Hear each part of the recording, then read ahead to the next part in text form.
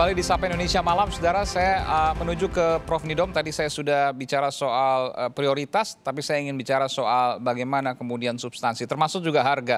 Nanti saya akan tanyakan konfirmasi. Yang saya dapatkan informasinya harganya 5 sampai 20 dolar. 5, 8, dan 20 kurang lebih sekitar Rp75.000 kalau dirupiahkan, sampai Rp300.000. Nanti saya akan tanyakan terkait hal ini. Ada Prof. Kusnandi di sana, juga ada Prof. Nidom. Saya ingin tanya dulu ke Prof. Nidom.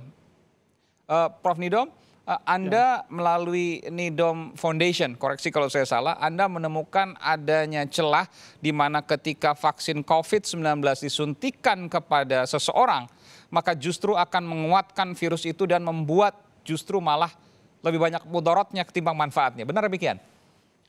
Begini Mas, jadi kaidah umum bahwa suatu penyakit atau wabah disebabkan oleh virus, biasanya intervensinya adalah dengan vaksin. Itu sudah teori dasar terhadap intervensi dari wabah suatu penyakit. Tetapi ada beberapa hal yang perlu dicermati, bahwa pertama, wabah pandemik ini, pandemik COVID-19 ini belum ada literaturnya. Baik itu vaksin yang sudah dibuat, itu 50% bisa berhasil, 50% bisa gagal. Artinya karena tidak ada reference. Nah, kemudian yang kedua, bahwa saudara sepupunya COVID-19 ini, yaitu SARS, sampai sekarang belum berhasil dibuat vaksin. Padahal salah satu pembuat vaksin itu adalah salah satu di antara produsen yang akan kita import ini. SARS sudah 12 tahun ya, betul? Ya, selama 12 tahun belum ada informasi tentang virus SARS. Padahal sudah dibuat vaksinnya sejak 12 tahun lalu. Dicoba untuk dibuat vaksinnya, sampai saat ini gagal. Tidak berhasil. Ternyata gagal sampai di uji preklinis, di mana terjadi kerusakan pada hewan makaka. Yang kedua, saya amati di dalam laporan yang dibuat oleh industri vaksin yang dari Cina itu, yaitu terutama pada aspek preklinis, yaitu dilakukan pada makaka, pada monyet, rhesus.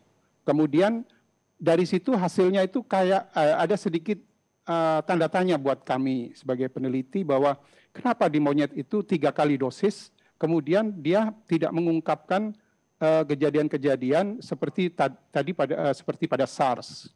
Apakah memang virus ini berbeda jauh dengan virus SARS, atau ada sesuatu yang memang agak kurang di dalam riset-riset preklinisnya? Maksudnya gimana kalau disuntikan kepada monyet untuk COVID-19 ini, vaksinnya, apa yang terjadi? Dikatakan di situ bahwa tidak ada efek ADE. Yang kami khawatirkan itu. ADE ini adalah efek negatif yang muncul ketika kemudian masuk vaksin. Apa yang terjadi? Efek ADE itu merupakan suatu strategi dari virus untuk menghindari jebakan antibodi dari vaksin atau dari infeksi alam. Nah, dia bisa memutar masuk ke dalam sel yang lain, reseptor yang lain. Nah, ini memang bukan di COVID, karena memang belum terjadi pada manusia, kan? Itu terjadi pada virus-virus yang mempunyai motif ADE, terutama yang kejadian memang yang sampai terjadi proses faktor ADE itu adalah di vaksinasi demam berdarah. Demam berdarah, Ya, sementara untuk SARS, di mana dikatakan secara virologinya dia mempunyai kedekatan sekitar 80% dengan COVID. Betul. Nah, itu pada waktu dilakukan uji preklinis pada monyet, terjadi kerusakan yang parah di paru-parunya. ADE berarti itu ya? Itu diduga karena memang SARS mempunyai motif ADE. Tetapi pada COVID tidak terjadi? Belum, ya, dia katakan tidak terjadi.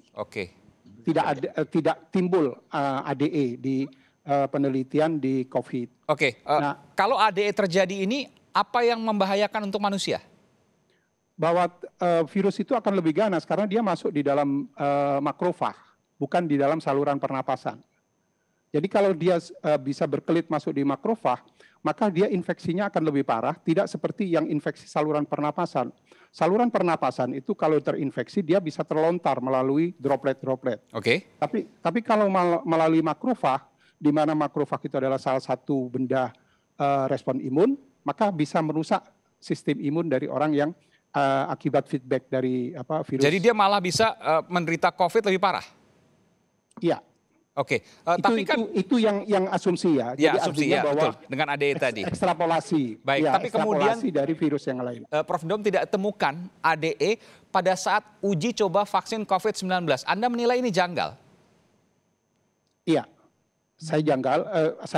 Kami menilai bahwa ini ada apa? Apakah virusnya yang berbeda atau karena sistemnya dari virus ini sudah lain? Nah, itu yang menjadi pertanyaan. Sementara dari aspek kedekatan antara virus SARS dengan virus COVID Ya. itu 80%. Kalau saya Jadi sebagai orang awam kan artinya senang dong. Kalau seandainya SARS, oke lah SARS. Tapi kemudian vaksin COVID-19 tidak muncul ADE-nya, artinya aman. Langsung bisa kemudian didistribusikan nanti ketika uji-uji yang lain selesai. nah, itu kalau sudah memang betul-betul diuji, katakanlah Indonesia mengimpor tapi jangan kehilangan data dasar. Bahwa kita boleh ragu terhadap apa riset yang dilakukan oleh industri. Oke. Tapi kita sebagai negara untuk yang menerima vaksinasi itu perlu mengulang lagi misalkan dengan model hewan yang sama, terus kemudian reaksi apa yang terjadi. Sebagai contoh saya sampaikan bahwa antara MERS dengan SARS Ya. itu kan juga punya kedekatan. Dia mempunyai efek ADE. Tapi kenapa dengan COVID yang juga dekat dengan dengan SARS tidak punya efek ADE? Iya, tunggu gitu. sebentar Prof. Nidom. Saya membaca dari nada Anda menilai ada sesuatu yang ditutupi dari uji ini. Koreksi kalau saya salah. Iya, jadi karena ada logika yang tidak nyambung. Oke, baik. Saya langsung menuju ke Prof. Kusnandi. Prof. Kusnandi, Anda bagian dari tim ahli yang ikut meneliti vaksin Sinovac. Saya sudah bicara banyak tadi dengan Prof. Nidom. Benarkah ada yang ditutupi? Ya, terima kasih ya pada yang terhormat Bapak-bapak, Ibu-ibu sekalian. Sebelum saya melakukan uji klinis ini, tentu saya mempelajari dulu sampai detail bersama tim kami. Ya, jadi penelitian vaksin ini sudah dimulai di Wuhan, fase 1 dan fase 2. Kenapa di Wuhan? Karena penyakit ini timbul pertama kalinya di Wuhan, kurang lebih 10 bulan yang lalu. Ya, nah di Wuhan udah dilakukan, kok mati ya? Silakan, jelas terdengar Prof. Kusnandi. Kedengaran? Kedengaran jelas, silakan. Ya, nah di Wuhan fase 1 itu sebelum fase 1 masuk fase yang disebut preclinical trial. Jadi virus daripada COVID ini diuji coba, ya. Jadi virus ini diuji coba, dimasukkan, dibikin vaksin. Kemudian vaksin itu diuji coba pada binatang percobaan, pada binatang, ya. Kemudian disuntikan intravena. Setelah disuntikan intravena, itu pada jaringan-jaringan termasuk di tulang maupun di paru-paru itu diperiksa di bawah mikroskop. Nah, ternyata setelah diperiksa di bawah mikroskop tidak terjadi gangguan yang berarti, dan itu setelah di bawah mikroskop itu baik. Termasuk jadi, ADE tadi? Iya, jadi bukan ADE, pokoknya tidak terjadi perubahan apapun gitu. Gitu lah. Nanti setelah ini saya akan bicara tentang ADE. Oke. Ya. Nah, jadi tidak terjadi perubahan apapun. Jadi setelah disuntik dengan vaksin itu secara intravena, jadi bukan intramuskuler yang biasa, tapi ini intravena. Ini bahasa medis, mungkin nggak semua orang bisa paham. Tapi saya ingin tanya, Prof. Kusnandi, itu tidak ada kelainan-kelainan yang berarti. Bagaimana kemudian logikanya? Tidak ada perubahan antara sebelum disuntik dan sesudah disuntik. Prof. Kusnandi, saya mohon maaf, saya harus bertanya, bagaimana kemudian dengan logika MERS ada, SARS ada, tapi COVID nggak ada? Padahal MERS, SARS, dan COVID itu satu keluarga virusnya.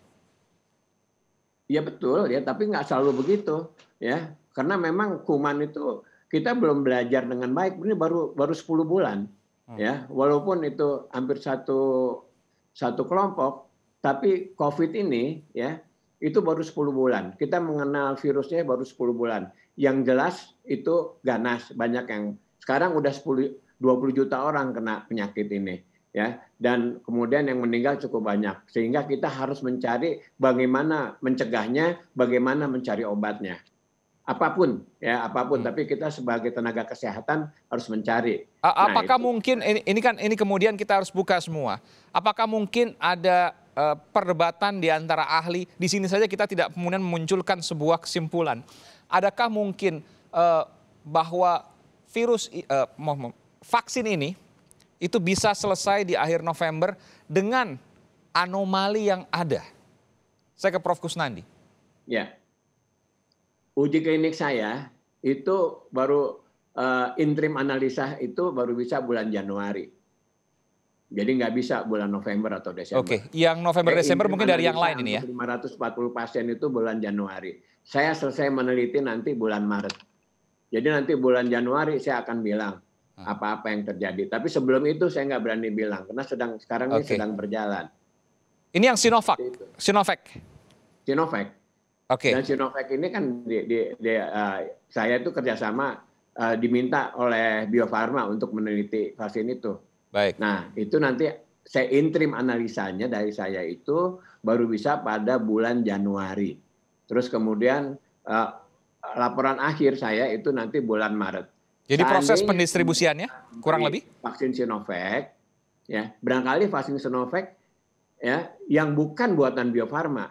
Tapi yang kerjasama sama luar dibawa ke Indonesia gitu loh. Saya kurang tahu itu. Oke. Ya. Tapi kalau yang kerjasama dengan Indonesia, kerjasama dengan saya, baru bisa? Itu selesai interim analisis saya itu pada bulan Januari. Kemudian Maret kemudian laporan, baru bisa didistribusikan mungkin April kalau semuanya lancar. Iya, seperti itu. Kalau yang dari buatan kita ya, dari Bio Farma. Karena Bio Farma itu kan nanti akan menjual pada pemerintah. Dia akan menyuntik di ini dan juga dijual keluar karena Bio Farma ini kan perusahaan kita punya udah menjual banyak vaksin keluar. Baik, saya ke Mbak Neti dulu. Mbak Neti, dari perdebatan ini apa yang bisa Anda sampaikan di sini? Karena ini masih banyak abu-abu, tapi kemudian yakin sekali pemerintah bahwa akan disalurkan pada akhir November. Apa yang bisa Anda sampaikan di sini? Ya, terima kasih Mas Aiman dan Bapak yang hadir. Yang perlu saya tegaskan di sini sebagai wakil rakyat tentu saja saya harus memastikan ya bahwa vaksin ini bukan komoditas, bukan sesuatu yang kemudian memang tidak bisa dibuka secara transparan kepada masyarakat. Kenapa? Karena kalau kita bicara proses, tadi Prof. Khairul menyatakan beberapa hal penting ya, termasuk Prof. Kusnandi yang mengatakan bahwa vaksin itu belum ada yang jadi, vaksin itu masih dalam tahap uji klinis begitu ya. Jadi menurut saya pemerintah harus jujur dan transparan seperti apa sih proses atau upaya diplomasi yang dilakukan oleh pemerintah dengan beberapa negara begitu. Kenapa? Karena bagaimanapun rakyat mesti tahu gitu. Boro-boro rakyatnya, saya sebagai wakil rakyat, anggota Komisi 9 DPR RI, baru sekali bertemu dengan para pihak multi stakeholder, dengan Prof. Kusnandi kalau nggak salah tanggal 31 Agustus, ya kita baru bertemu dalam rapat dengar pendapat ya bersama Badan POM. Jadi saya ingin tanya ke Mbak Neti. Mbak Neti, kalau tadi dikatakan dengan Bio Farma baru bisa mungkin April 2021. Lalu November 2020 ini yang mana? Apakah DPR sudah dapat informasi itu? Nah, justru itu yang saya sampaikan. Jadi pemerintah ini jangan memberi PHP ya kepada masyarakat gitu. Jadi harus jelas. PHP itu pemberi harapan palsu, maksudnya gitu. Jadi jangan memberikan janji dan angin surga maksud saya. Oke. Jadi kalau kemudian ada vaksin yang akan disuntikan untuk, kalau nggak salah saya kemarin sempat dengar ada 9,1 juta yang akan disuntik, itu vaksin yang mana gitu. Karena DPR pun belum tahu informasinya ini. Ya, Komisi 9 terakhir rapat tentang vaksin itu tanggal 31 Agustus. Dan dalam rapat itu kita semua tegas bahwa kita mendorong pemerintah untuk melakukan upaya koordinasi, sinergi kepada seluruh universitas, perguruan tinggi, dan juga lembaga yang lainnya termasuk lembaga biomolekular. Pertanyaan saya belum tahu dari mana ini nanti yang November ini.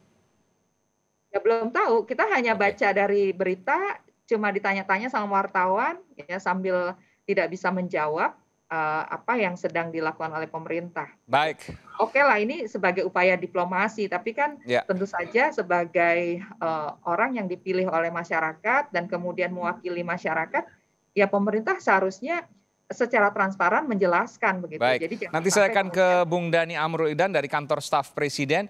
Jadi vaksin yang mana? Kemudian yang kedua, amankah? Dan yang ketiga, ketika kemudian vaksin muncul, akankah kehidupan berangsur normal? Saya akan tanyakan nanti pada para ahli. Sesaat lagi di Sapa Indonesia Malam.